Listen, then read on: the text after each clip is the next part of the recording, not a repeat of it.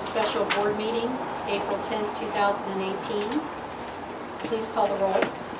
Scott Dreesy. Here. Bryant. Here. Faulkner. Here. Atwood. Here. Ballard. Here. Please stand for the Pledge of Allegiance. I pledge allegiance to the flag of the United States of America and to the republic for which it stands, one nation, under God, indivisible, with liberty and justice for all.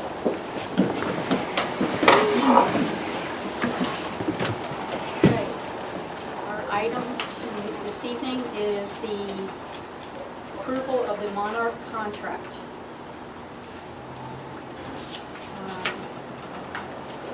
Mr. Strasser, you want to go into a little detail about? Sure, this is, as you know, this is our big first project of the middle school. We're very pleased that the actual contract came in significantly under budget. We're just a little bit short of $7.5 million for this project to get underway. And this is the formal approval of that contract, even though you moved to accept the architect's recommendation of this contractor and contract at the last board meeting. Any other discussion? So I do have one thing that I would like to discuss, and just not sure that it'll change the outcome of this, but you know, with looking at what has happened in the Forest Hills District with their construction project. So what assurance do we have by just taking the automatic low bidder for this? Because I haven't seen the details of the other two bids that were put out there. So what assurances do we have that we won't fall into the same dilemma that Forest Hills went into? Can anybody answer that question? So what, are there specific pieces of Forest Hill that you're aware of? So that whole thing was just a complete disaster. They couldn't open school on time, they missed just about every deadline under the sun, and it greatly affected the district. So what fallback do we have? What kind of language do we have, or assurances do we have that if something goes awry, we're not going to be left holding the bag? Because I think they had to go through and select a whole new contractor because of that. Well, So. And we did on this one. This contractor is not the same contractor we had to start with, correct? John? Really? No, it's not a security contractor. No, it's not the same contractor that did the security project. Or the doors, and, yeah, which was part of the security contract. So are we talking like protections for like financial obligation? If you don't like the Financial deadline, then we obligations. get so much discounted, or we switch bidders without penalty. Exactly, and maybe John can talk a little bit about this. I don't know, but Well, you know, but what if we start missing? What if the contractor just starts completely, royally just missing everything? I mean, what do we do then? Because we're in a we're accepting and entering a multi-million-dollar contract with this contractor. What assurances do we have? And it's an old building, things go wrong, we find stuff. I'm not so much Projects get worried. I'm not so delayed. much worried about that. I'm just worried about the contractor not being able to live up to Well, what he's entering into. I think the fact that we have to, I mean, during a contract during construction, you have certain targets, you have retainage escrows, you have a lot of things that are built in that allow for us to be able to have a punch list to make sure things are done right. We have, you know, John watching over, Ernie watching over the budget. We have all those things that are going on where we're constantly monitoring it. And we did, with the security, we did have them come back and change some things because we didn't like the work that they did or how they did it, and they did come back. We made them come back and change. And we were behind because we wanted those doors in before school opened, and they didn't get in. But I don't know that you can have any assurance other than the contract and the retainage that you hold back, and the ability to say you have to do the work by this deadline, or else, you know, the retainage escrow is there for a lot of our protection, because if we have to hire a new contractor, we've got money. So where's the retainage escrow at? It should be part of the contract. It's part of the process. Yeah, it's part of the process. Every contract has a retainage escrow for construction. Where is that specifically? Because I'm not seeing it. It's in the specs. There's 600 pages of specs that your attorney has reviewed. They're standard construction contracts. They all have retainage. I mean, because according to the document that we are approving today, that we're looking at right now, so it says that if there is a binding dispute resolution, we have to go to court with these people. But what I want to know is what protection do we have on our end that's in the specs of that contract that I have not seen? We'll be glad to send them to you. Your architect has prepared those specs as a standard architect industry contract. Your attorneys reviewed those. There is retainage throughout the project. Ohio is a low bid state, and unless your architect can disqualify or finds reason to disqualify a contractor, that is your contractor. And he brought the contractor to you as a recommendation. No, I understand he did that, and that's the same process that Forest Hills went through, and look where they ended up. I'm sorry, Mr. Atwood, I'm just not familiar with Forest Hills details. I mean, I don't know that I can speak in an intelligent way about what their challenges were versus ours. Ours Yeah. is starting, your architect has made no reserve in his recommendation of this contractor. He's vetted the contractor. If there's questions about this contractor, then that needs to be a conversation with the architect. Right. So this is a question that I brought up at the last board meeting, and it was not answered then. There was no additional documentation that was provided to me up until now, and now we're going to vote on this contract.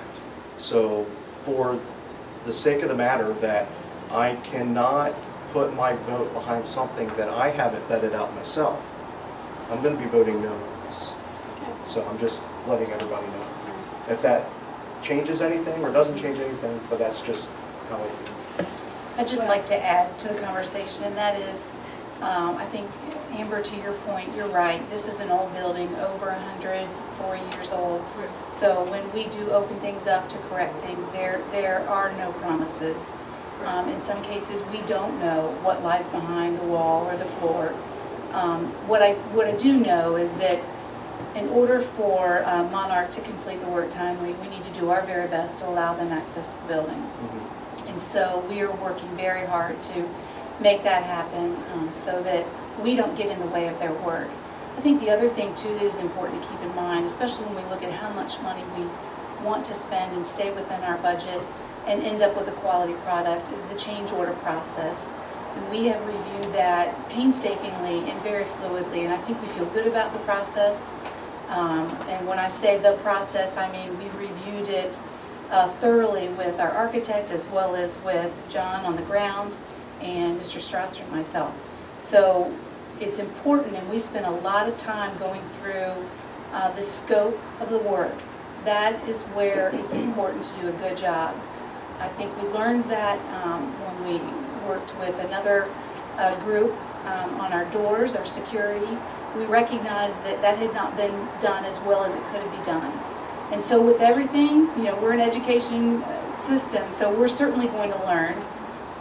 But I would say all of that to say that I feel confident in our architect. I am confident in Monarch. They are a Norwood community organization. They are on the same street that this grand old lady on Sherman Avenue is sitting. And they are vested in our community. I think they will do everything they possibly can They're very experienced. to make sure that we are happy, that our community is happy, and we're proud. We're proud of what we're left with because the good people of Norwood have trusted us with this money. Well, and as someone who works with contractors all the time and works with the A1As, which are the legal documentation that they have to fill out and provide, you're never going to be guaranteed that that nothing's going to happen. I think with Forest Hills, I knew a lady that was on the Forest Hills School District. A lot of their issue were that they weren't monitoring, and they being the administration, and they were not monitoring the project because they had some other issues going on at the time with personnel, as it was in the news. Right. So it's my understanding that there were some things that got out of hand because they weren't paying enough attention, and it became to be a snowball effect. I don't think that's the case here. I think we have, you know, implementation in place. We have people in place that are very familiar with what our expectations are. Our architects are great at doing what they do, and I think we have everything in place where we, as a board even, we monitor and watch better than other boards, I think. But that's stuff that I would like to see and I have not seen. So I'm not sure there's anything for you to, I mean, we What did if- see the architectural layout. what, yeah, You we, saw the we, specs. we saw a drawing. I did We not didn't see see the the specs. contract. I didn't see the contract. I don't know what implementation you're talking about. And I'm totally okay with, obviously, this is an old building, things will come up. I'm not even questioning that projects get delayed because of such things. Those are realistic delays. Like you said, if somebody's not paying attention, things get, half done or held, oh, we'll do that later, we'll do that later. Those types of things that are well in control, then what type of ramification do we have if they're delaying the project just simply because they're delaying the project, not because, oh, they found mold back here, or, this wood had to get So- replaced. And Not I that stuff. understand you wanting to be comfortable with what you're approving. But on the other hand, we have to be trusting as board members. It's not our job as a board member to know everything about what I- we're reading in the specs, and I can't I- understand half of it. I understand I that. completely disagree with that. So if Well, I'm going to sign off on Okay, a well, seven then and a you half, can vote no. on a $7.5 million project that the taxpayers have entrusted us to manage, I want to know everything about it that I can possibly learn. So that a way I can say I did my due diligence, and this is the way we should be spending our money. Okay, well, we'll need to go to the office and get the specs from the architect and do that. But I think tonight we need to go ahead and vote and see if we have a majority to get this contract rolling and keep our progress going with our construction company. So, John, do you mind giving a little insight on how a lot of that, like your role in following and stuff? Well, I worked as liaison between obviously the school district and the architect and the contractor company that they eventually found to be the lowest bid, which is Monarch. Dave Regal and I worked as far as giving access to the building and showing areas that need more attention, or how they can get to back areas, mechanical areas, whatever need be to see what they need to see to put the specs together. So then the architect went and put the specs together, and it went out to bid to the bidding companies, and they sent their bids in. What is your confidence in the timeline and the work provided in all the orders? I'm very confident It's with them. realistic? It is realistic, and I got good recommendations when the architects found out which companies were bidding on it. They were very happy to hear that Monarch was bidding on it, because they've worked with them multiple times before, and they said every project they've been with has gone very well. So I am confident with them. So like the day-to-day stuff like that, you guys will monitor? Yes. A lot of that? Yes, So you guys will know ahead of if something's not on schedule? correct. Have they anticipated or built in time for potential issues that they might find once they get stuff opened up? Did they manage like extra cushion time in there for that? Yes, I think one of the biggest hurdles we're looking at right now is trying to get the elevator up and running by the start of the school year. And they're not perfectly, totally 100% to say, yes, it will be operational. But if it's not, they said, we will leave access through the east wing hallway so that you can still have that elevator access until this one in the center main wing is operational. However, they never promised the new elevator for the start of the school year. Correct. It was October was the date for the new elevator. So one question that I have, and this will be the final question I have, is no company has a completely stellar, perfect record. So in the vetting process, can anybody say what projects have gone south for Monarch and what were the outcomes of those projects? Has anybody done that? I would imagine our architects, it's probably in the paperwork that they review, because they work with these construction companies every single day on our internals. All right. So, I mean, that's their job, that's what we pay them for. No, I For understand their that, expertise. but that's information that I would like to see. So, All right, may I have a motion for approval of Monarch Construction? Motion by Mr. Faulkner, may I have a second? Second. Second by Mr. Atwood, please call the roll. Oh, you need bracket? Oh, I'm sorry. That's all right. Brian, Yeah. that's right. I was gonna make you vote I yes no know. matter what. See, y'all got it? Doesn't matter. Faulkner, Yes. Bryant, Yes. Ballard, Yes. Atwood, No. Scott Dracy. Yes. Motion carried 4-1. We don't have any closing items. No, May I just a have motion to for adjourn. adjournment? I'll make the motion to adjourn. Motion by Mr. Atwood this time, Yes. I'll second. second by Ms. Ballard. You're gonna confuse us. Yeah. Ms. Amber? Okay with that too. Atwood, Yes. Ballard, Yes. Faulkner, Yes. Bryant, Yes. Scott Dracy. Yes. We are adjourned. Welcome to the regular board meeting, committee meeting for April 10th, 2018. We will not do the pledge since we've already done that. Our discussion items, the first thing under discussion items is enrollment. Dr. Sabo.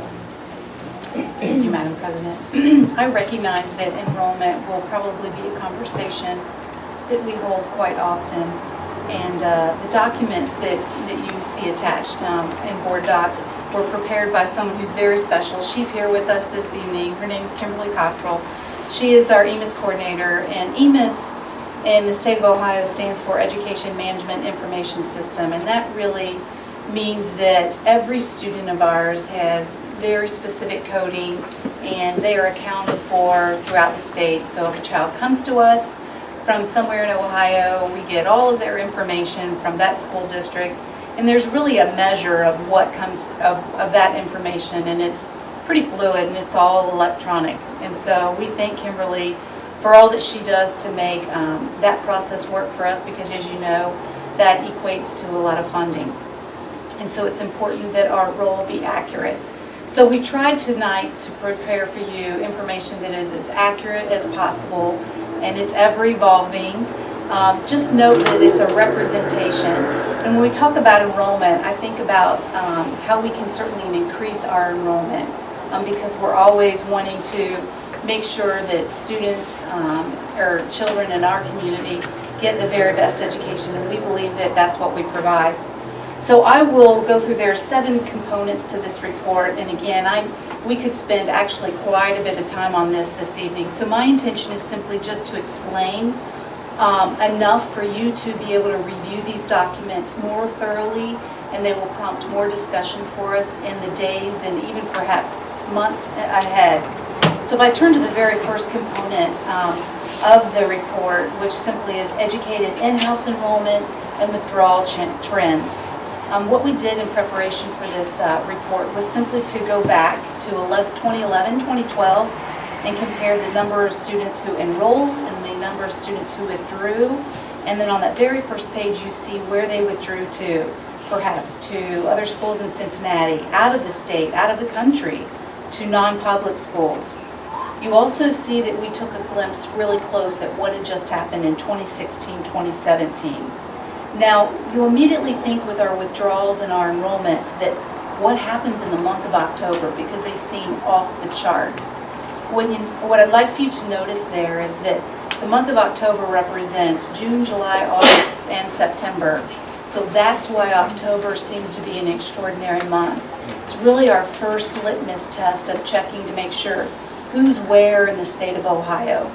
So there are 4 times that we do that through the course of the year, but that's one thing I wanted to point out with that first page.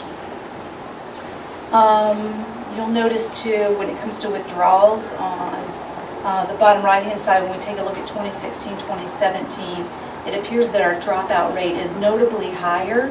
I don't have a lot of explanations for that other than think that it could have a lot to do with certainly high expectations from the state with regard to graduation.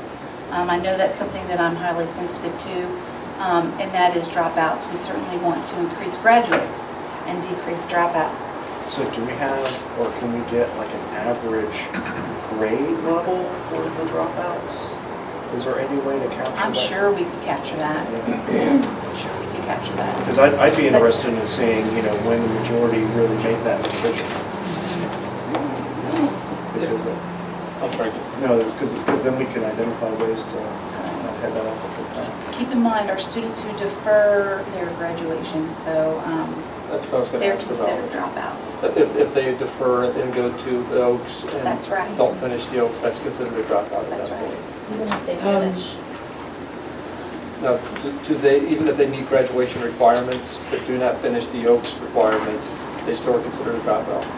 Even if they meet the Oaks requirements and complete their program at the Oaks or whatever program after high school, if they do not take their diploma at graduation and continue on with any other program, they count as a dropout for us. The next year thereafter, if their program was a year long, they could be captured as a 5-year graduate, but very often the programs are longer than a year. Most, all of them, aren't they, Shannon? Yeah, so it affects most of our students who may have more involved disabilities that attend Pathways or Project Search, but then also our students who stay with us through 12th grade and then go to the Oaks for career tech school. And that's 2 years.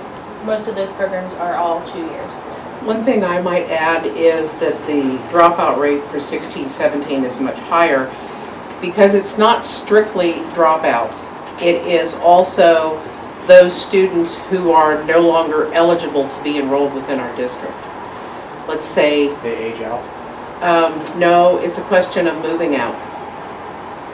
We catch them in a residency issue, and then they are withdrawn as no longer eligible to be enrolled in the district. So Does that count as a dropout for us? Yes, it does. Not a transfer?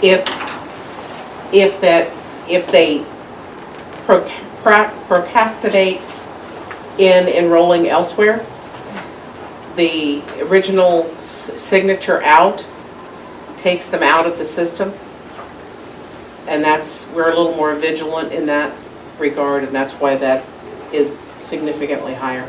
So getting records requests from another school that they perhaps go to is really important, us Right. finding that student. And we recently, perhaps we've all heard about ECOT, how they recently closed, and we went to great lengths to try to find students where they ended up or where they enrolled now, so that they didn't count against us. So how many of that number now is ECOT related? Well, I don't think that No. number would represent ECOT right now. No. Because they haven't re-enrolled with us. Right. So I'll turn to the next page, and again, this page, I just want to give you enough information that you can read it for what it is. For example, ADM stands for Average Daily Membership. SY, of course, is school year, and you'll see that this is a breakdown from month to month with regard to withdrawals and enrollment. So it helps you just see the numbers in each grade level. And so I know that will take a lot of analyzing on your part.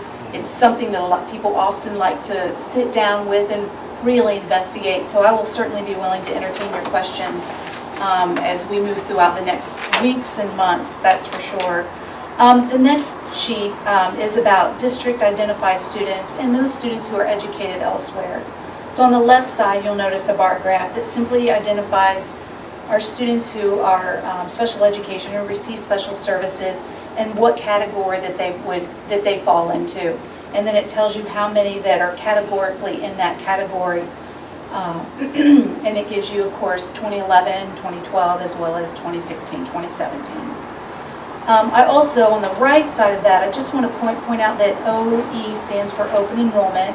And these are students that, because they are special ed, they can partake in either the John Peterson Scholarship or the Autism Scholarship and go to another school. Or these are, and I want to point out that these are all special education students. So students resident court placed elsewhere, or perhaps open enrolled elsewhere, or attending a joint vocational school. The next few pages are just to inform you of the breakdown. So if you see social studies where it says high school, middle school, current capacity, if you see social studies 4 or 5 times, that means we have 4 social studies teachers. And then it'll give you the number of students that teacher is serving in that content area. We did the same for high school, middle school, you'll see that we've tried to elaborate on the next page, the department capacity. You'll notice 0.5 means a half of a full-time equivalent, which means we would share that teacher with the high school and share with the middle school. You'll notice we have a number of teachers that teach English, and part of that is simply to provide smaller groupings in that very, very specific content area. And you'll notice that we do that in the core courses, for example, reading, writing, math. So the capacity, and I apologize for asking the question. No, that's okay. So the capacity page, number 4, so that's how many, that's the maximum number of students we would want for that department?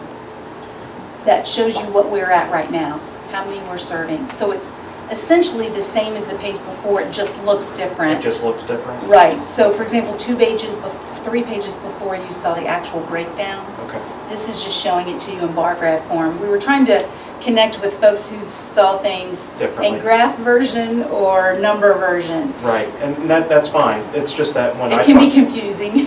When I talk about capacity, to me, that means, the maximum amount that we could possibly serve, given our current infrastructure. Right. So, there's a number that we are currently serving, but what could we potentially cram in here? Yeah, it's safe to say that we are not at capacity. Okay. In the following page, you'll see color coding, red, orange, yellow, green, blue, and that shows you, of course, a listing of all of our teachers and the semesters, of course, of students that are enrolled in their coursework. And you'll see that for the middle school staff as well as intervention. And then we tried to do the same thing for you when it came to elementary.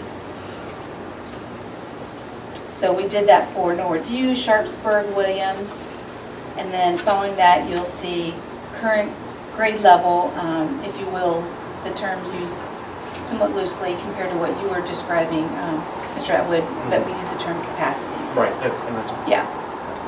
So the highlighted teachers, the ones that are doing 5 bells, those are the ones that are working all bells, no planning? Is that my understanding? Or is there a reason there are certain teachers highlighted? What page are you on? Looking at the capacity study overall where the teachers listed. So 5 Some- bells would mean they have 2 bells. So one of those is likely a duty. In fact, in that case, those folks are working lunch duty. Oh, okay. And then they, of course, their other bell would be a plan, which would be a full 7-bell schedule.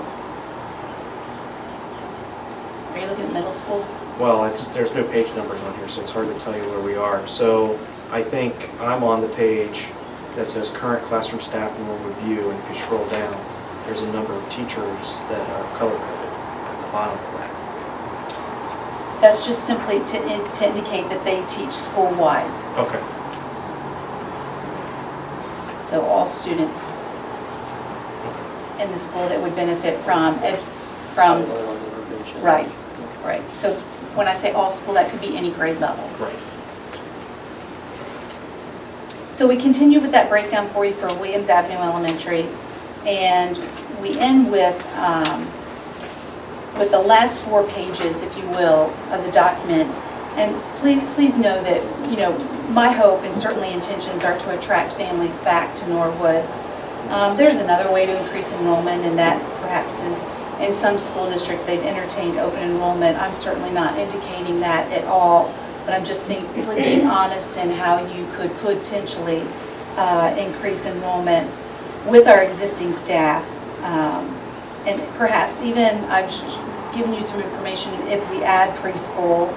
I will say there are some indications in the pages that follow that indicate that some rooms perhaps are not being used. And I can tell you at our elementary level, there are not classrooms going unused at all. They are, as far as space is concerned, really crowded.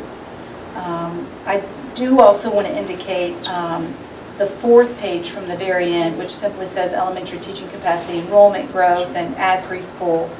That is based on this is all based on the concept that perhaps, and again, it's just a number, 20. If every homeroom was 20, then we could potentially add 134 more students, and then what that would mean to us monetarily. Of course, we know every solution could have perhaps bring more problems. Right. So when I say that, every solution could of course bring more money in, it could also cost more. You'll notice also in the pages that follow some negative numbers, and that continued to go with the idea that, well, if you had 20 students in a classroom, then you wouldn't need any new students in that grouping, so you would need to take away -3. So if there were 23 presently in that group, then they would take away 3. And of course, that indicates that we don't want to take away students, but it simply just remains constant with the theme of 20. And again, this is just food for thought. This is a beginning of sharing some information with you to get you thinking about enrollment. Know that it is something that is at the forefront. Know that I have met with Hamilton County Educational Service Center to reach out to them. We met actually yesterday, Mrs. Cheston and I, and we discussed certainly branding and marketing, and we intend to work a great deal more on that effort in our days ahead, because that's our intention. We want everyone to have the great experience of being a Norwood graduate. So that concludes my report and information with regard to enrollment. Thank you. Next item is Allison. I'd just like to inform everyone that we did meet with realtors this week. Jerry and Scott were part of that. And I do intend to take our realtors through the form, or the Allison, so that they can see it as it is now. I think we all recognize, I think it's been unused for about 7 going on 8 years. And so it's important that whichever realtor we decide to go with, that we certainly make sure that they know what it is that they're going to sell. You guys met with the realtors. We did. We did. What was your impression? One of them, in my opinion, one of them went above and beyond and really sold me on, I feel really strongly about one of them compared to the other, let's put it that way. Yeah, we both feel that what we would recommend to work with to the rest of our board members to vote on would be the one we both came out with the same opinion. Just leaps and bounds better than the other one, we believe.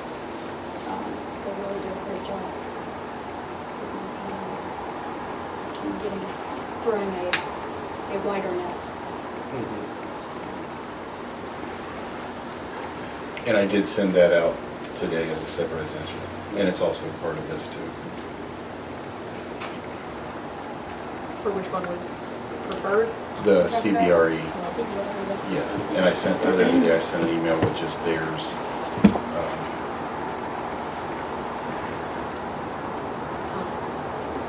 That's, just making sure I'm looking at the right. Yeah, that's This is,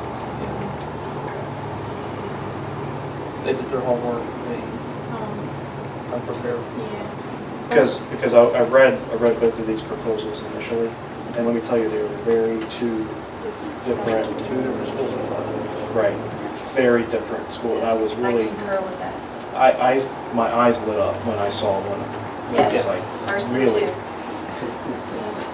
Hers did too. Yeah, I think that's what prompted my thinking that they needed to take a tour. yeah, And I would like to invite anyone here that would like to be part of that, just let me know and I will certainly add you to that invitation. I would, yeah, I'll take it. Okay. If I'm not working, I'll definitely be there. Okay. But Wednesday. the eye-catching portion wasn't really what drew me towards them. Right. So it would be a nice benefit, but it's not the thing that you need. Right. What, I'm sorry, I couldn't hear you. What, we were impressed with their. Yeah, they were very impressed with their professional and, Their enthusiasm, their ability to even speculate that those may be options, the numbers may be options, whereas the other one was basically telling us that just let it go.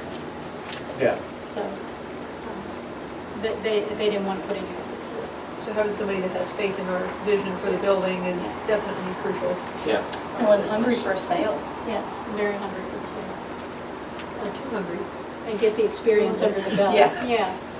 So, Do they really think they could sell it for that? well, they told us that the reason they came up with that, the analysis, was based on the square footage of what those types of buildings are going for in Norwood specifically. That Norwood is a very hot area.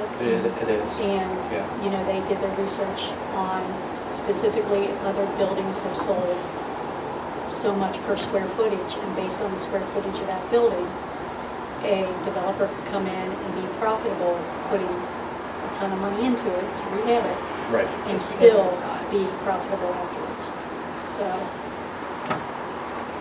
Yeah, I thought that was the interesting difference, is that they approached it more from a, just as you said, what price point would make the project profitable. Profitable, Now, that's their right. opinion, and the developer may or may not agree with that, but it does give you a different perspective on how to go about it. I mean, we even discussed, you know, talking to a developer about building residential houses. Mhm. And they talked about the footprint not being large enough to have that the footprint isn't large enough for a developer to come in and build residential housing in that footprint and for them make money. So Right. that just wasn't feasible in that spot.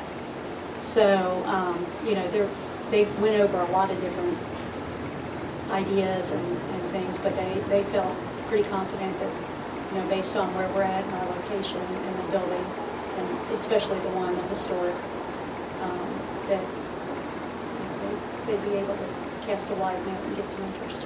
Okay. So, Good deal, because otherwise, I mean, if we were just going to, for lack of a better term, let it go, I definitely think that there could be other options for us that we would want to seriously consider.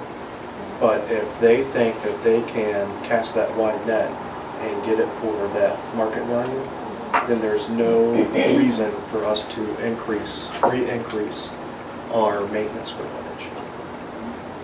Because that's an issue now. Even if they get it for a portion of that market value. Right. If they don't even get the full market value that they think they get it for, then it's worth it for us to let it go at that point. So, does it say in here what the contract term length?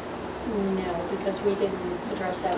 Yeah, We haven't officially picked it that. speaks to the 6 months in their commission, it's in Oh, there. yeah, the contract term, yeah. But we didn't go into details of what we can put in the contract because No. they haven't picked it. Right. I was just wondering what they were thinking as far as. I think in there initially about 60 to 90 days, Yeah. but Yeah. yeah. Right. There's, the city will have a number of hoops for them to jump. Right, exactly. Right. And they don't move very quickly. Okay. So our next step will be to give them a tour.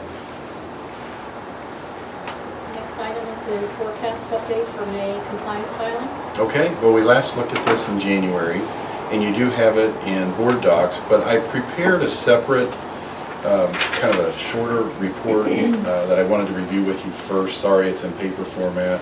I prefer that. But it just speaks to the permanent improvement fund, because the permanent improvement fund is also a part of this process, as is a large construction project. So I wanted to take just a couple of minutes to revisit how the construction project's being funded, and also the cash flow expectations that I have for the permanent improvement fund over the next 5 years. In the top portion of this, you see the pie chart. This $41.6 million project is funded by two separate levies. The first is a bond levy that supported the $31,310,000 bond issue that was completed last May in terms of actual dollars. And so that levy is currently at 4.64 mils, and that will service and already has started servicing the repayment of that debt. The other portion of this project is to be supported from a separate borrowing issue that will be supported by the permanent improvement project. That debt has not been issued yet because the money's not needed yet. So it will be after the 31 million is nearly spent that will go out to market and issue the second round of debt for that. And the revenue from the Permanent Improvement Fund will support that issue. But in addition to that, as part of the original plan, the intent was also to have a revenue stream for technology, equipment, and other needs that the district has on an annual basis as well, that are capital needs that we're trying to carry in the general fund now, but it's a burden to the general fund. So the twofold piece to this is in that pie chart, but there's another sliver of that that's also not included. So in other words, that $10,285,000 borrowing, the smaller part of the pie chart, that's actually serviced by about 1/2 of the Permanent Improvement Fund revenue, $475,000 a year. The other $475,000 a year is available. Obviously, the conservative thing that you probably have already picked up on is we're waiting till we get farther into this project to have some confidence. We're very excited about the bid that we got for the middle school. But until we get significantly through the bid estimates for the elementary school, the confidence will keep rising, and I believe that it will. But we want to be on the conservative side of that. So what I have presented in the lower half of this page is to assume that we basically will not be using those resources in any way. The general fund will continue to transfer into the Permanent Improvement Fund.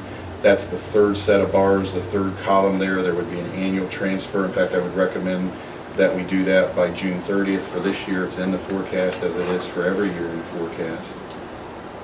The fourth bar of this is routine equipment expense, and that's just an estimate. We have not spent at that level in the past routinely, but it just gives you some comfort margin to take care of those things annually. And on the other piece of this, the Chromebooks that will be replaced next year, that's been the $1.2 million that has been planned for that is in here. And in the final column of expenditures, you will see that we'll start servicing the debt in fiscal year 2021. So that gives you a view that the PI fund will remain solid. It's a good backup support for both the general fund and the construction project in terms of these kinds of expenditures, and in terms of whether or not the general fund would continue with those transfers every year. The first column, as you can see, is really the true revenue that comes in from that, and we started this out this fiscal year with $2,885,000.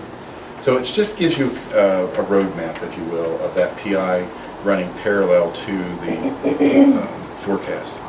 Any questions on that?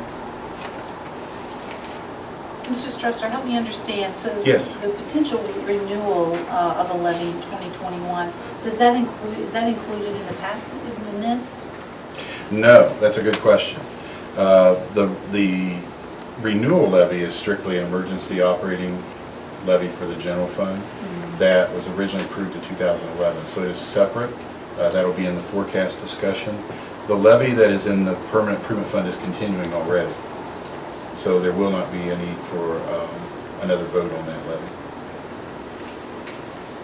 And that also was necessary to be able to go to market and issue debt, because if it was a renewal levy, obviously the issuance of debt would be difficult. But by it being an ongoing levy, that can be used as a source of revenue. Anything else on the PI fund?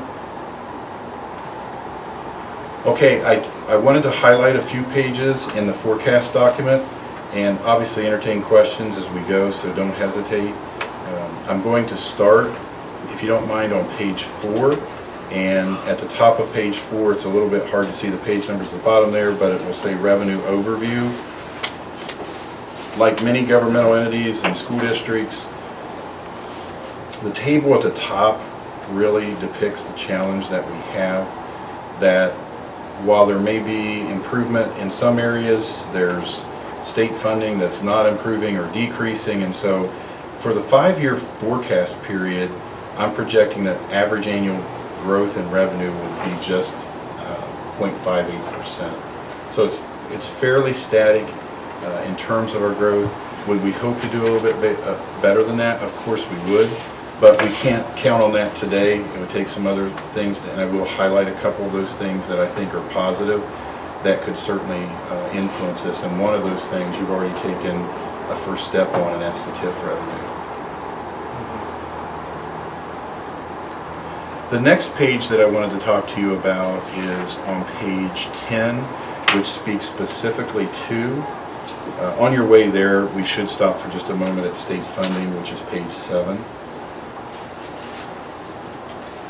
And on page 7, the top bar chart shows you our challenge. We are essentially now a guarantee district, which means we're at the mercy of the state continuing to pay us at least what they paid us the year before. That's always debated every year by the legislature.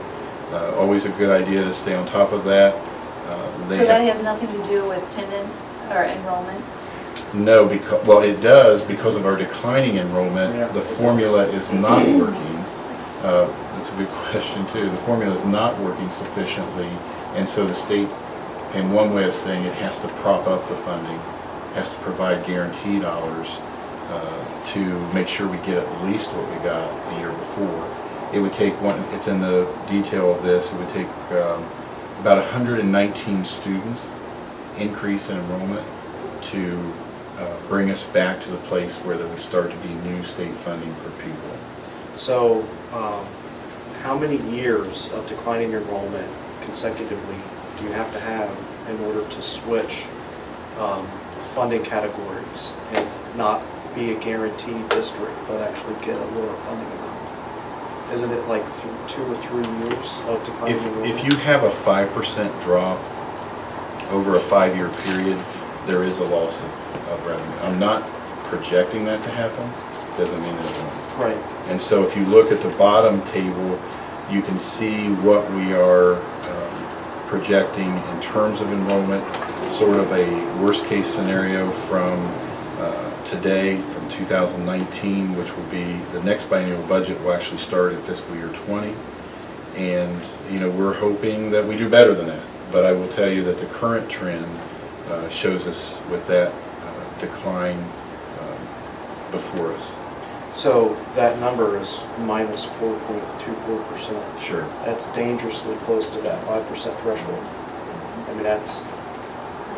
And again, that's not something we're in control of, and the formula may change in the next biennial budget in 2020, but it certainly speaks to the vibrant nature of a district is that its enrollment is at best staying the same, or worse staying the same, and at best is increasing.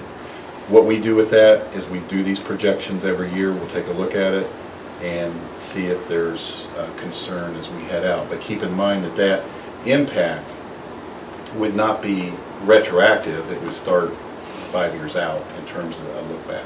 Right. So there's just simply the best case scenario right now that's on the horizon is flat state funding, which frustrates board members, it frustrates superintendents, it frustrates taxpayers and everyone else. It is a challenge. The state, as usual, is working diligently on the next funding formula. So we'll see what 2020 brings. Is that page 10? If you look at page 10, that is other revenue, which would not necessarily be, in a lot of districts, a huge line item. It's 11.9% of our total revenue. And what makes it significant is that we do have a significant amount of TIF revenue. And the pieces that you have, the first piece that you have already started, and I appreciate, is that we are looking at several of those properties that have been abated, and we already have feedback from your appraiser that those values are worthy of challenge, and so that process is starting. We've already had one property owner call us and say, hey, can we discuss this? What are options? Those kinds of things. No property owner, by the way, wants to hear that their values are being challenged or going up, so that's to be expected. Dr. Sabo and I spent some time this afternoon, in fact, with our attorney, the one that you met at the last board meeting, Gary Stradonsky, to discuss that potential meeting. But that's a lot of sidebar information. The main piece to this is it's a big piece of revenue because of the performance of the TIF with the lower values, I have bent those revenue projections back. And so what I would hope is that our work is successful and that we would see additional revenue here. Now, in terms of order of magnitude, you're looking at the potential for that to be anywhere from $200,000 to $400,000 a year higher per year. Okay, so it's significant to look at. We are watching it, we're monitoring it, and we're doing something about it. And those funds go directly back into the general fund? Those are general fund dollars that initially have always been, the purpose is that even though they are not straight tax dollars, they help us to avoid being on the ballot sooner than we need to be. Because that's almost the amount you're predicting for the 240 each year. If we pick up 200 out of that alone, then that's going to help tremendously with that prediction amount to stay consistent each year. Up on, what was it, right here?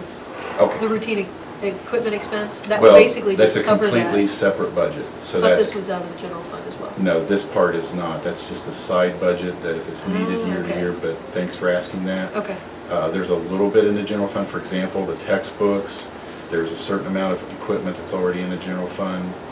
Those are things that we could either shift to the permanent improvement fund, or you may not do the transfers to Okay. help the general fund. if we So had those so it's a $10. different throttle in a way that you're actually in control of. This is another throttle that we're not completely in control of, but that we're saying, hey, we want some role in this. But if we could use that for those things, then we can move this around where we Sure, needed it to be. Sure. Okay, that helps. Thank you.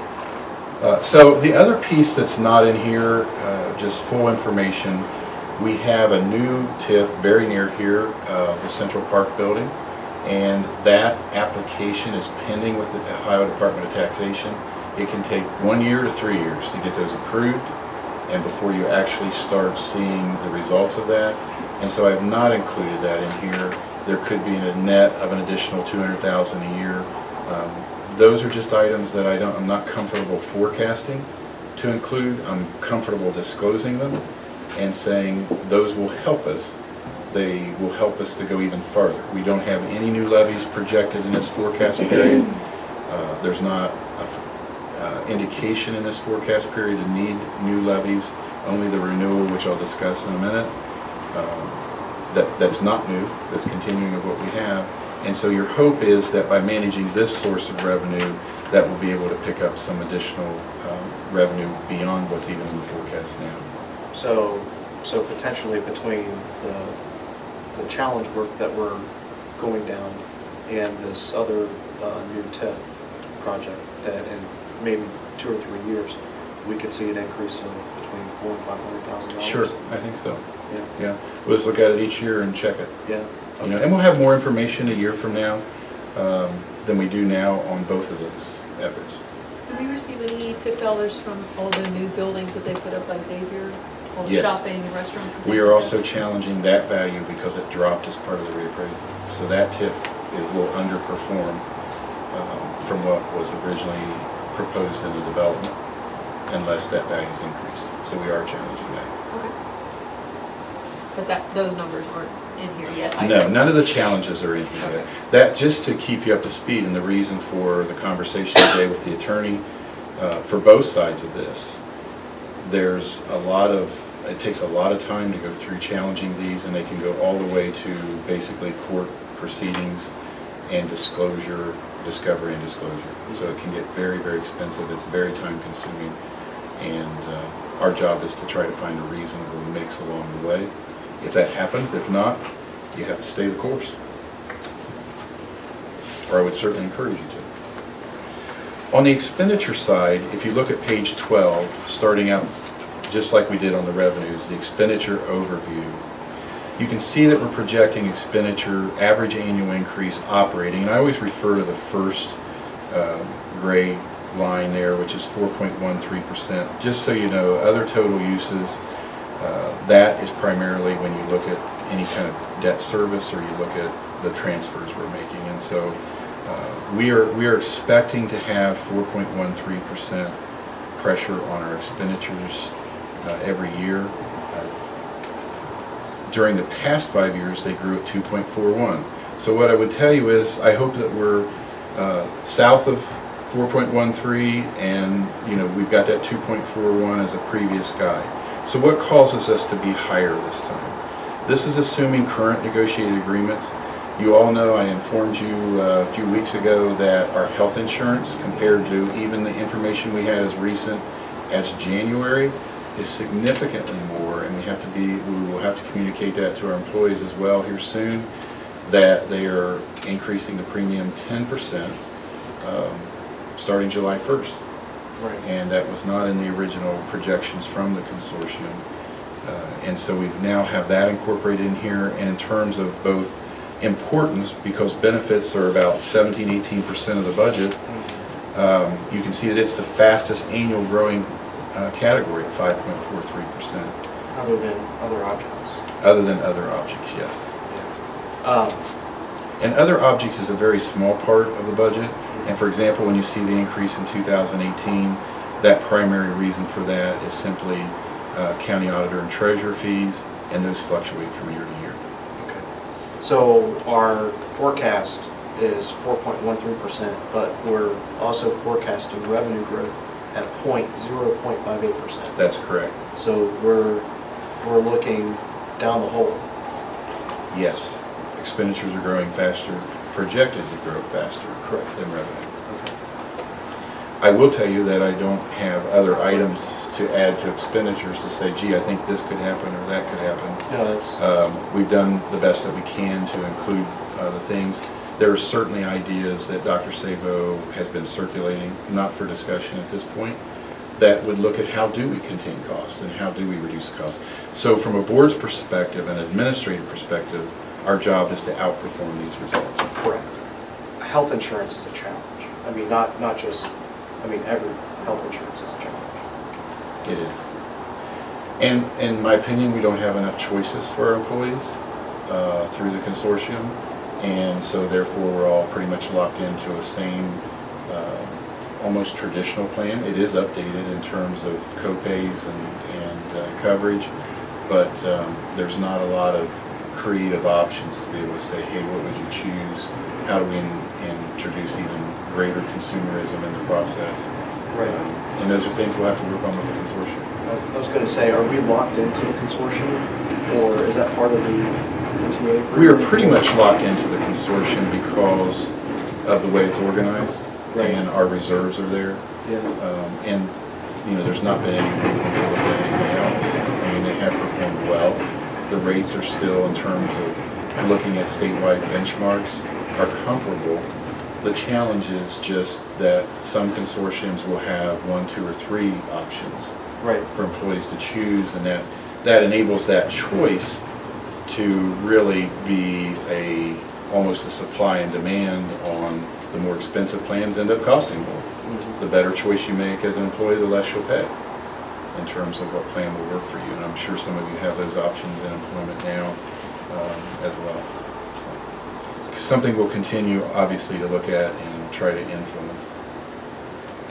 Also on expenditures, one of the key categories to talk about is one that has fluctuated on us a bit here recently on page 15, purchase services. Purchase services is approaching 1/4 of the budget. And one of the biggest pieces of this budget is tuition paid to what I've labeled here external service providers. Whether you would label them that way or not, I'm not sure. But for example, that's dollars that go to community schools, which by the way is down significantly over last year. We're down about $300,000 on that. But then it also includes a lot of special education tuition. Things that big portions of our budget that Shannon works on and can easily become frustrated by because there's just not a lot of ability to influence those expenditures. It could even be dictated how those students are served and those kinds of things. And the problem is not on the service side of it. The problem is that the state only reimburses this, even though they mandate how you will serve. They reimburse this at about 30 cents on the dollar.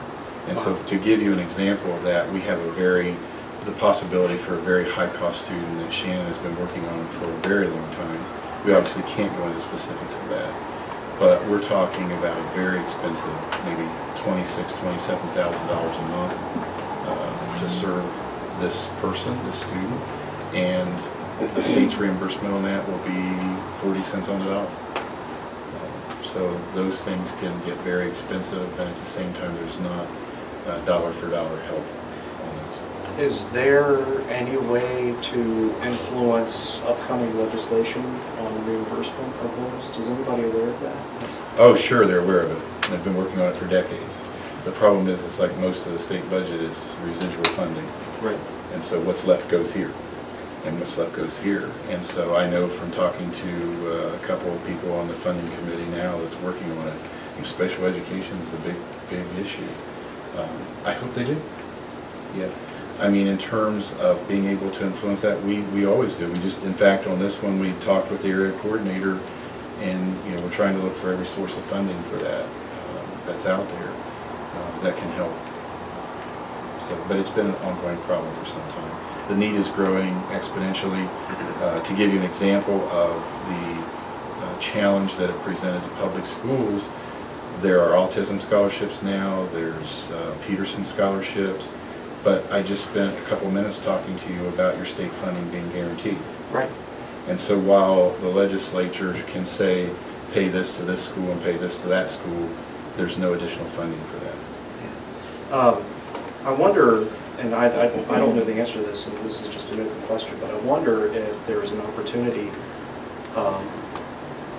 for some outside grant money, especially for an extenuating circumstance that doesn't happen every day, and that could suck a significant portion of our dollars. Well, as you can imagine, every school has this challenge. Now, every school does not have the challenge of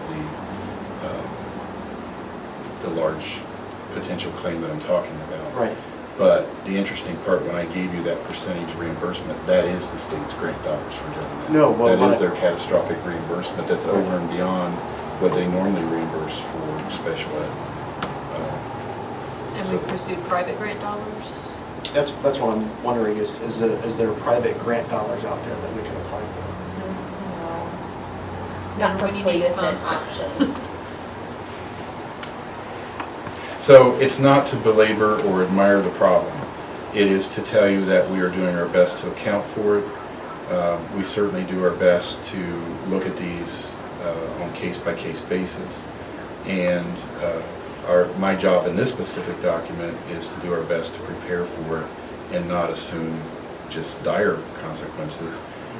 We did assume that particular claim proceeding. And the other piece that's in this that I think is relevant, not because of the dollars spent, although they're significant, but because of the potential dollar change in utility cost as we do get air conditioning in these buildings. You can imagine it's going to cost more. And so we have that line item projected to grow over the 5-year forecast period from today's $650,000 range to about $1 million range. My hope is it won't cost that, and my hope is it doesn't cost any more than that. But it's not that we sat here and we don't have that built in here. It's going to be a very evident cost, and we're excited actually by it because we think that just as you're sitting in this room tonight and it's warm and uncomfortable, we believe it'll help the academic environment immensely to be able to do that in all of our buildings. Those TIF dollars that you mentioned that we could potentially be getting after they evaluate all of that. I know you said it's limited on how we can use those funds. Would those funds be able to be applied to helping our students with special needs for those higher cost items? Or would we have to put it towards things in the building like a higher AC cost or energy output? We're not really restricted on how to use the TIF dollars. They're just going to be general fund resources. And if we go back to the beginning, which I skipped over purposefully, and look at page 3, I think I can help put that in perspective. I prefer the table at the top. There's a bar chart at the bottom, and there's a lot of my writing in between in as small a font as I needed to make it fit in the box. But if we look at the table at the top of page 3, to Brandon's specific remark that, well, expenditures are growing faster than revenue, they are. We certainly hope to outperform that. We hope to do better than 4% growth on expenditures, and I believe we will. there's always the potential that we could do worse than that. But what this information is telling us is that while we have built significant cash reserves, that as we head out the road here, and you certainly would not make a decision today, you would look at this incrementally and look at what changes can we make in 2019, what changes will we make in 2020 to get the compounded effect of that. Because the decisions that we're making now, our job is to continue to push out that need for any additional money from our taxpayers. And that plan is in place through 2022. And the reason that I've done my second document and made the entire administrative team sit through the detailed document yesterday, which I thought was brilliant, and which they told me an hour and a half later was not. I tried to do it this way because This is great. the other side of the story to this is there's more thought that's in this. There's more resources that's available to this board over time. You'll make good decisions every year, which is why when you look at the bottom of that page that I handed out, paper format, that's why I would tell you to go ahead and transfer to the PI fund. I think that you should follow that plan and make those decisions each and every year. If we get news next year that no, we can't perform better than 4%, or we aren't going to have additional TIF revenue, then you may rethink that. But you'll make those decisions every year, which is one of the reasons why I don't bring that transfer to you until the end of the fiscal year, for example. And so you have tools in the toolkit to help manage this even beyond fiscal year 2022. You're not going to, all you have to do is look at the state funding, page 7. You're not going to be able to go forever without asking for additional money. That's just the unfortunate part we're in part because, but before I leave this, are there questions about this financial summary? Because I do want to talk to you just a little bit about per pupil expenditures and our costs there. No, I'm really interested in about the per pupil expenditures. So as you can see, just before we leave this executive summary then, we have a forecast that maintains cash reserves, adequate cash reserves through 2022, is not asking for any additional levies.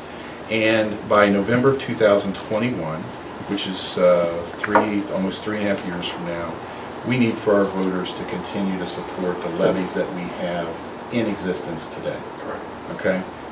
And there's more to talk about in terms of that levy renewal status. I think it's early to do that because anytime you mention levy, people will think you're asking them for more money, and that's not what we're doing at this point in time. There's not a recommendation of that. No, but there's something to be said about preemptive marketing to get everybody's mindset prepared. Sure. And that's what I'm trying to do tonight. Right. Maybe not effectively, but trying. Okay, if you look at the per pupil expenditure chart that I gave you, and there's a whole lot more that goes into this. In fact, Brandon had asked me a question about one of the categories. This is information on page 25 from the Ohio Department of Education. And the real value of this kind of information is to look at it over time and to look at it relative to districts that are similar to you. And the districts that we're being compared to in this top bar chart are the districts that are determined by the Ohio Department of Education to be most like us. Most like us. So even though they identify 21, these are the top 4 that are comparable to us. And you do notice that the group of 5 average versus our per pupil expenditure averages are higher. And it is important to know why. And I do have a more detailed report that I can share with you, and I'm happy to share with you, that will help explain this. But I did bring one page again. I apologize for handing it out tonight. But I do want to talk a little bit about those categories that go into that and some of the bases that is a challenge for our spending because of the level of services that you provide. The second graph deals with the square footage that we have right now, and you can see that we remain a huge outlier relative to the other 4 districts and the amount of square footage that they use to service their students. And we all know, sitting in the building that we're in, that the square footage is here and the students are not. And so that is part of the challenge that we have with the square footage that we're maintaining. That goes right back to what I said initially. The level of service that you provide with neighborhood schools, more buildings, more teachers, is going to cost more. It's going to be a more costly model than a district that is able to service. There are 1,800 ADM districts such as ours size that have a K-12 building. But that's a different level of service compared to having a neighborhood school, for example. So the challenge is how to optimize our square footage. Part of that's going to help with enrollment as well. If we can improve that ratio, it'll affect it as well. But I also don't want to overcrowd our teachers either. And that's why we discussed moving Sixth grade up here. Right. This, when I went here, it was 6th, 7th, 8th in this building, and it was a good utilization of space. It was the first 2 floors for 6th, middle for 7th, top floor for 8th, and it functioned very well. When you cram 6th grade into the elementary schools, plus a preschool program, then teachers, like at View, are stuck in their closets and showers when they really need that space back. So I think putting 6th grade back in this building and having a middle school truly being the middle for those transitional years would be really helpful for us to utilize the space effectively, especially if this space is getting such an overhaul. It would be a great benefit to our students to be in this building once it's finished. Right, but the one challenge that I see is if we move 6th grade up here and we free up some of those classrooms in the elementary buildings, so do we bring in preschool? I mean, how do we make better utilization of those buildings or those extra classrooms? And if we bring in preschool, a lot of those kids may not count to our ADM number for the state. So Yeah, but if they we're not start going to preschool, get. They might stay here. Well, no, I understand that. Eventually they're going to, but you know, we're going to go through a couple of years, you know, because kindergarten isn't counted either, right? They have to hit a certain age. Can I make, I mean, I'll go back to Dr. Sable's original comment. The fact is that this could be a half-day board retreat. Right. And some of the brainstorming here, that we can actually try to put reasonableness with, Right. rather than just straight brainstorming. But you can see that the work is occurring. Yeah. Yeah. And so the thinking is occurring.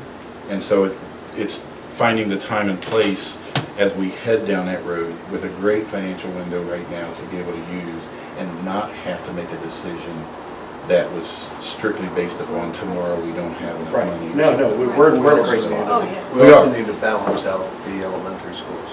Yeah. And if you look at those graphs, I mean, you got some classes, you got 4. Well, Sharpsburg has what, Yeah. twice as many kids as, I think it's important to note, and Scott mentioned this, and that is that that graph does not include Allison. No. So that is simply what we're presently using. Right. right, That's a good point. right. Okay, I'm going to keep pushing through what I want to cover. No, Which is, I do want to give you a couple of other documents, and the two go hand in hand, so bear with me. I gave you, because, you know, I don't want to give you a 140-page benchmark report. I honestly think that would be a great board meeting, to just spend time in it and go through that. But I am going to send it out to you. It's bookmarked. Please don't hesitate to call me, but also keep in mind, and as part of Brandon's question today, I'm not in control of the data sets and everything that people put together, that the Ohio Department of Education puts out. That doesn't mean we can't get more information. We Right. can, but we just have to be purposeful about that, or we'll end up chasing a lot of data and spending a lot of time on it and not knowing the decision we're going to make. I want to come back to this per pupil expenditure for a moment, and maybe it's reinforcing something that I'm over-reinforcing, but the level of service is so important to keep in mind in government. And we don't often talk that way or think that way, but neighborhood schools is a level of service. And that is something that costs money. And so far, the community here has supported that. I want to pick out one specific category, and then I'm going to give you a recap of all 5 categories that go into that total expenditure. And again, Amber said it's okay because she likes papers. So I just, our day went a little bit fast today, and I did not get a chance to get these on board docs. And I think if I had given one more thing to Ms. Havlin to add to board docs, that you might be short of Ms. Havlin or me. And so we chose to take the safe route there and print a little paper, and Christine even helped me with that this evening. So I wanted to show you just, for example, the piece that I just handed out should have administrator, does everybody say administrator? Administrative per pupil. Per pupil expenditures. That's interesting. Can I look at yours for a second? And I want you to keep in mind, I wanted to kind of show you this first, and then show you all 5 categories in the over/under. So when you saw the rest of the story here that exists, on the one hand, while I tell you that we spend more than our benchmark districts, the next question is rightfully, where do we spend it? What are we spending it on? And so the reason that I used administrative was to show you that it's not on administrative. You can agree or disagree that what we spend is too much or too little, but at the same time, when we compare it to benchmarks, we see that our administrative cost, even with maintaining additional building principals and the support that takes, secretaries, technology, whatever it may be, we are able to really operate at a fairly respectable administrative cost level. And so we are under that, but let's look where we are over. And it's actually a good story as long as our taxpayers continue to believe in the service that is being offered. Since this is black and white, which one's Norwood? The first one with the number on it? Yes, it's just the same order, but I didn't Okay. print it in color. Oh, no But when you problem. get it Just wanna make electronically, it'll be in color. But yes.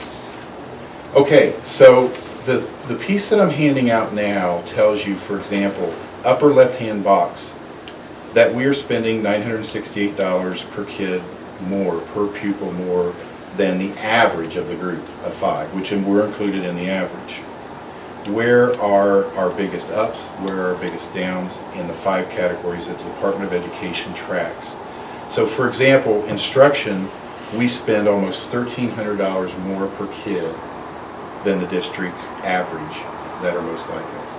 That's a good place to be as a board, as a delivery of that service, because your expense is going into what goes directly to students in the form of instructional dollars. If you make yourself down to the next row, and we still go left to right, there you can see the administrative, which the reason I really only handed that out was to give you one to show this is how these numbers come about. But our administrative cost per pupil is actually $477 less per pupil than the districts most like us. And here's the one that always interests me.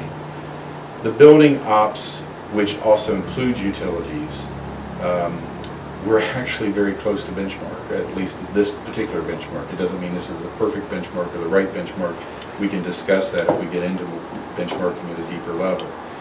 But you know, when you look at the square footage, the reality is that the excess square footage is costing us money in terms of light, heat, primarily because there's not air conditioning in this building. It's not that it's high cost directly associated with square footage. It just simply means we have more square footage than you need to serve the students that we have, if it were an ideal world and where you could put those students. The other thing that when you look at pupil support, that is also direct student services. Whether it's can be counseling or psychologist or whatever it may be, you can see that we're also $155 over per kid for the benchmark group, and that on staff support, we're just about at our benchmark group. And so the data is good in terms of giving us an indication of where we put our money and the direct service to students. That doesn't mean, and we will not, continue to ask and look at how we can do that in the delivery in a more and more efficient way as we move forward. So this was just intended as part of the forecast to say, look, there are some expense challenges, but at the same time there's some opportunity, and this warrants additional thinking and time and research on that. And you know, I would suggest to you that on a lot of these topics we've had tonight, which are very involved, your administrative team has been working on, warrants additional time outside of even a committee meeting where you're trying to get ready for the next board meeting. I know, I totally agree with that. I do have one final question. Okay, there was a pie chart that you had asked me about today too. Right, so the pie chart, Mm-hmm. and I'd asked you how some of those categories got put into, where they got put into.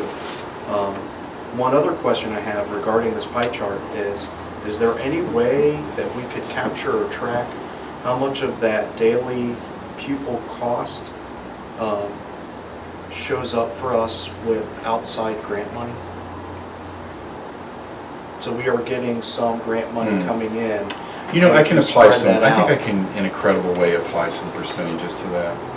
I just want to know, like. you This know, particular pie chart, by the way, is not something the Ohio Department of Education produces. Right. I do take this data, or this data is taken to produce that pie chart, and it's simply intended to say, put it in perspective of my day-to-day and your day-to-day, this is what it costs. And by the way, the range is all over the place. This Right. is an average, and we have students that are very high cost and students that don't cost as much. So, Okay, no, but yeah, I can look at that and see what portion, again, I have to get the crosswalk from the department to see what funds are in there. Right. And if those funds are grant funds versus not. Right. So I can work on that. It won't be immediate. No, but I just think, if, well, Lisa would give me some perspective, you know, as we start looking at, you know, some revenue streams that we have coming in and, you know, a negative shortfall of operating expenses versus that, you know, does it make sense to continue that conversation of getting a professional grant writer in the district that could bump up that ratio of grant dollars coming into the district to help us out? So, Okay. Thank you. I took a lot of time for that. Thank you. I appreciate It's a it. lot of effort. that you There's put no in. vote on this tonight. We won't actually vote on the forecast until May, but I won't go through this again in May if that's okay. As long as the forecast isn't filled with more rain, I'm okay with it. Okay, no more rain and snow at this point in time. So, again, thank you very much. Next item, renewal levy. I think we talked about it a number of different other I was going to avenues. say, do we need to revisit that, or? Again, it would be new money, and of course, it's not until 2021. And I think it's important to point out that, you know, some superintendents say every day you're running a levy. And I think it's important that as we go about our work, we have to remember that we're providing a service, and we need to provide a high-quality service. And we need to be good about shouting all the great things that our teachers and students are doing. And so with our new initiative to work with Hamilton County on branding and marketing, I anticipate a renewed energy and effort to that.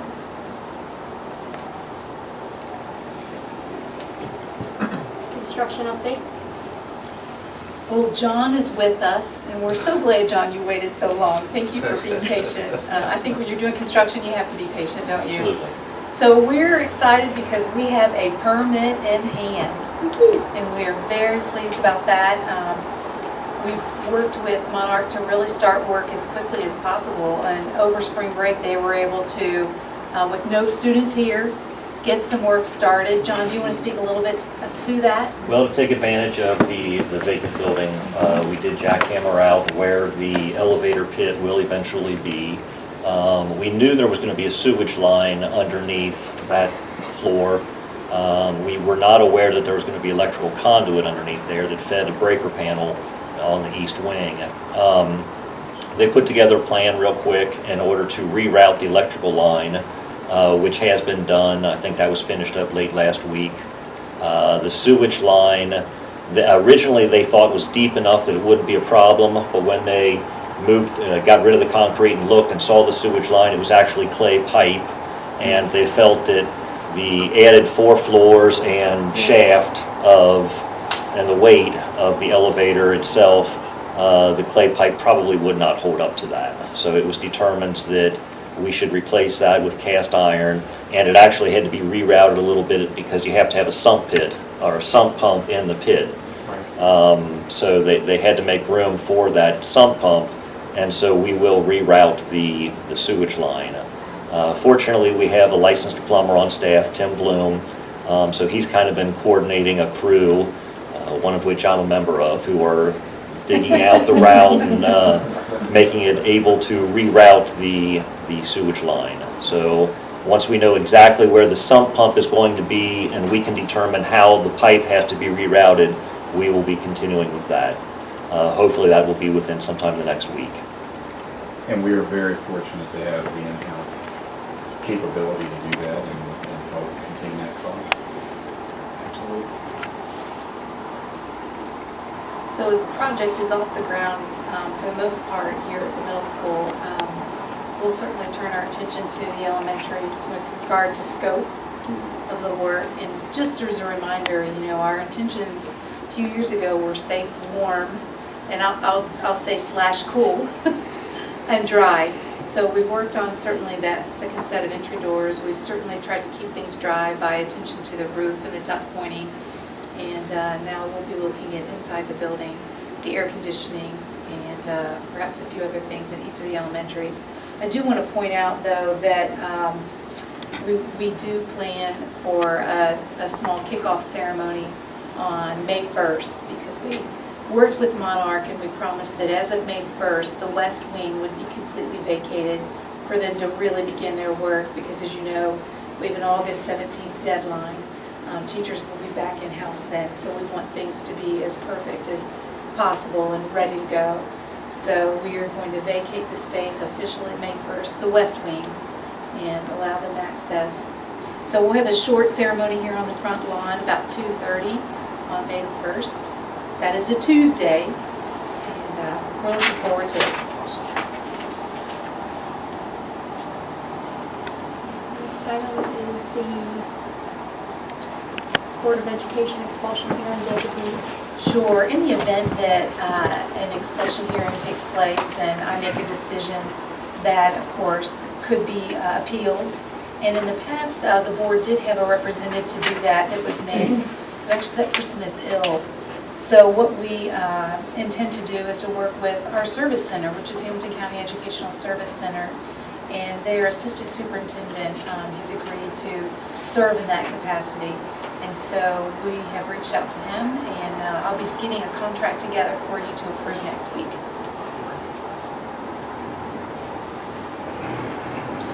So our next item will be going through our student field trips that we have coming up.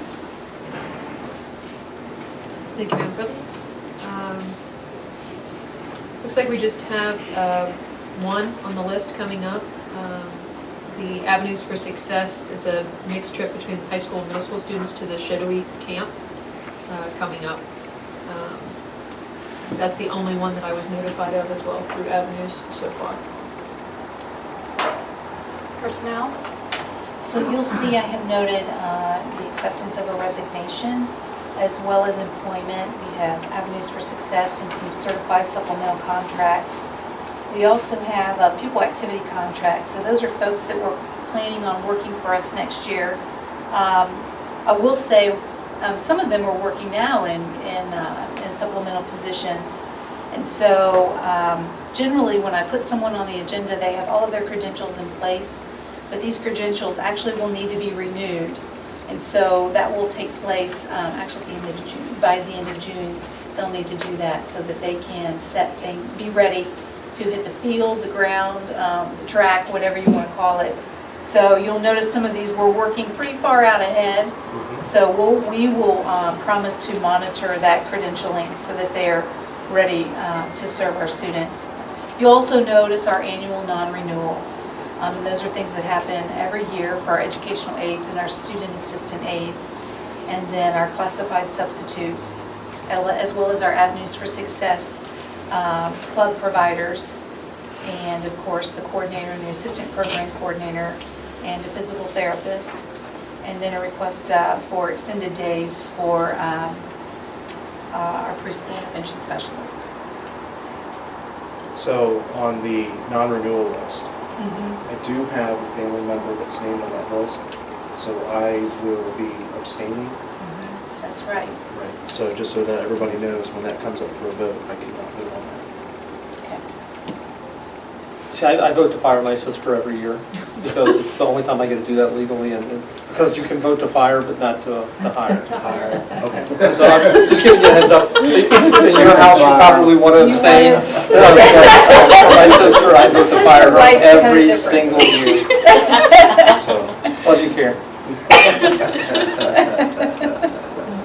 watch your films.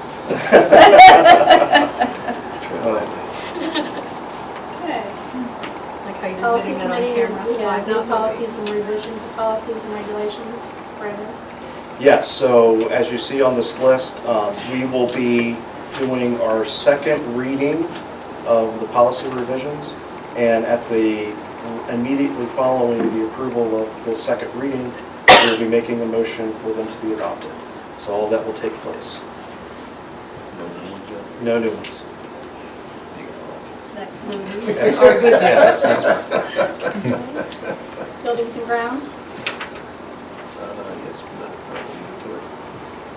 Yes, yes, let's see, we got about 4 items on there for use of facilities to go over there. So service, stepping stones, which are the YMCA, and the Oaks, and the municipal auditorium. So everything is listed there. If anybody's got any questions or anything. And are these all items, remind me again what the levels are? Level C is we do not charge. That's right. Yes. These are all overseas.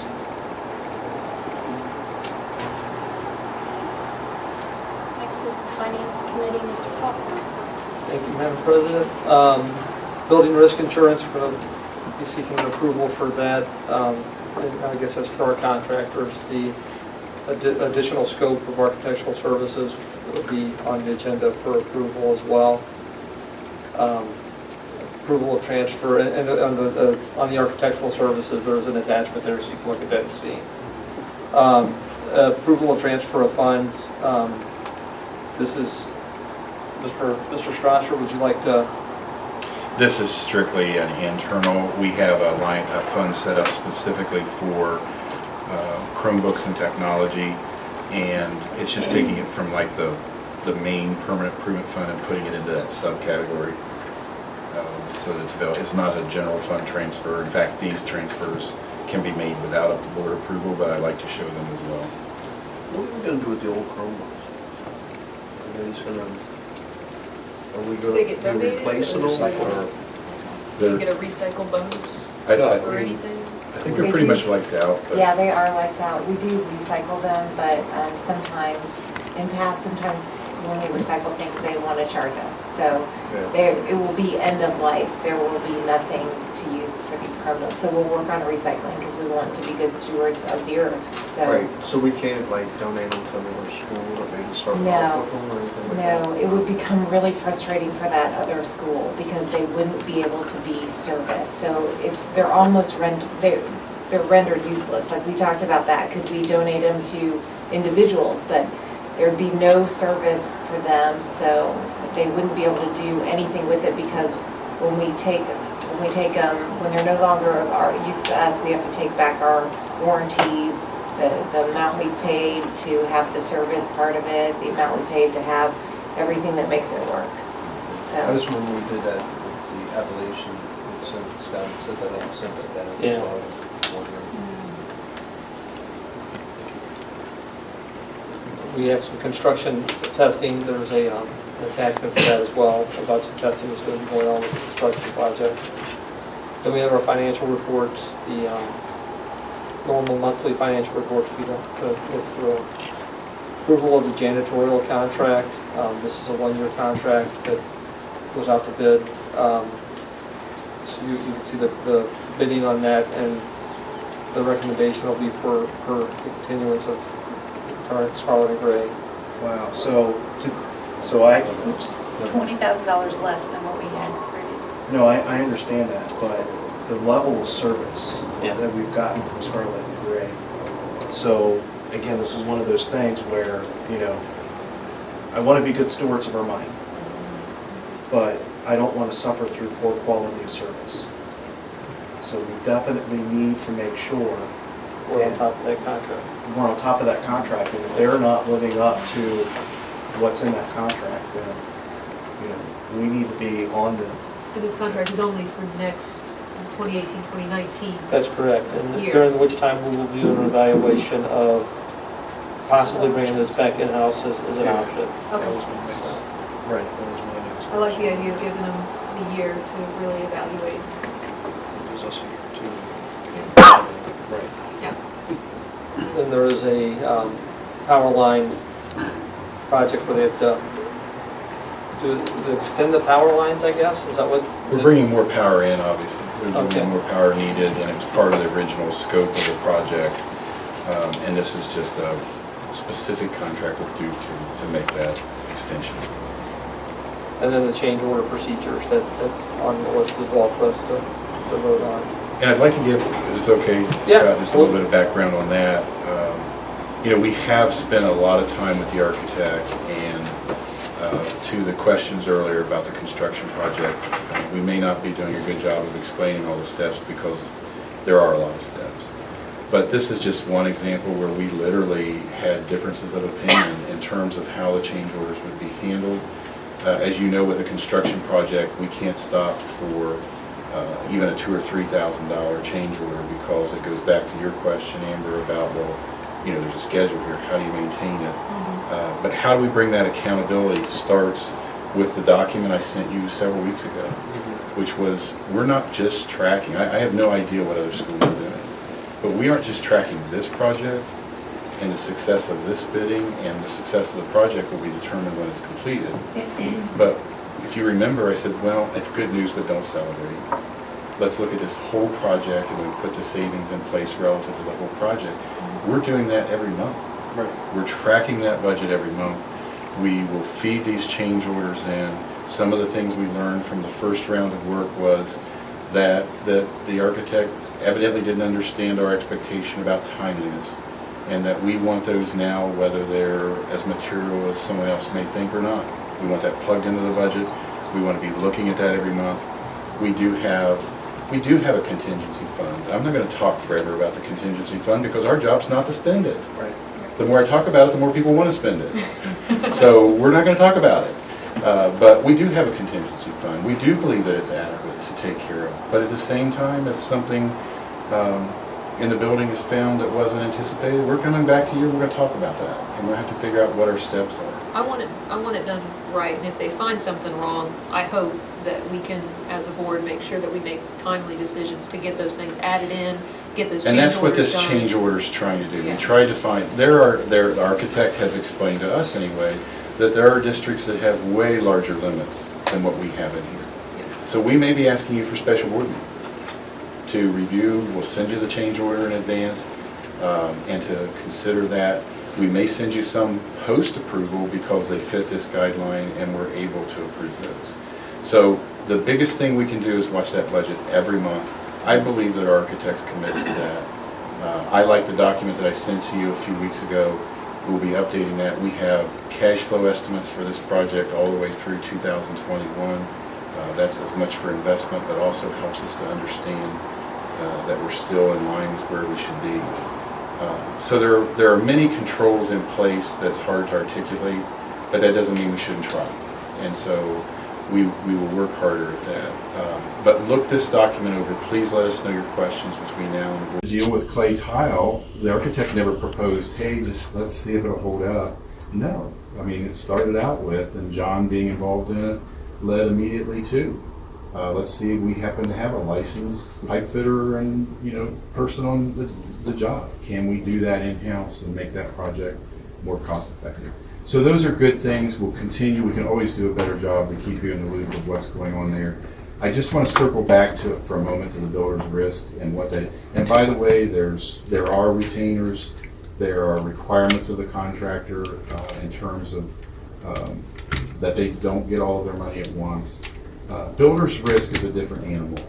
That's always the owner's obligation to purchase, and it protects us in terms of materials stored on site, just like you would protect the items in this building with buildings and grounds insurance. So it's our coverage that we buy through our current Liberty Mutual Insurance Company, and that will be in there. And I apologize for not having the attachment. I just noticed that it wasn't there. We will have that as part of the meeting. Then the only other item we have is the approval of the reorder for the Allison project. We do have a recommendation, it's listed here, and this is the one that Ms. Hagel will be working with to get it through Allison hopefully prior to the meeting next week. And then that concludes, that's all I have for finance. Anyone have anything else? Just had a quick question. You said the groundbreaking event thing, you said May 1st, 2:30? Okay, 2:30 to about 2:45. So Here. it's a Tuesday on May the 1st, okay. on the front lawn, Front lawn. providing it doesn't snow. Or rain. Say that. I have a motion to adjourn. On the motion?